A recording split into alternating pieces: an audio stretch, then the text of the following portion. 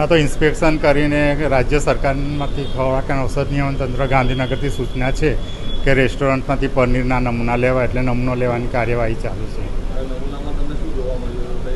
એ તો ઉપરથી સૂચના છે પનીરનો નમૂનો લેવા, એટલે નમૂનો લઈને લેબોરેટરીમાં મોકલવામાં આવશે. તો તે રિપોર્ટ આવ્યા પછી ખબર પડે.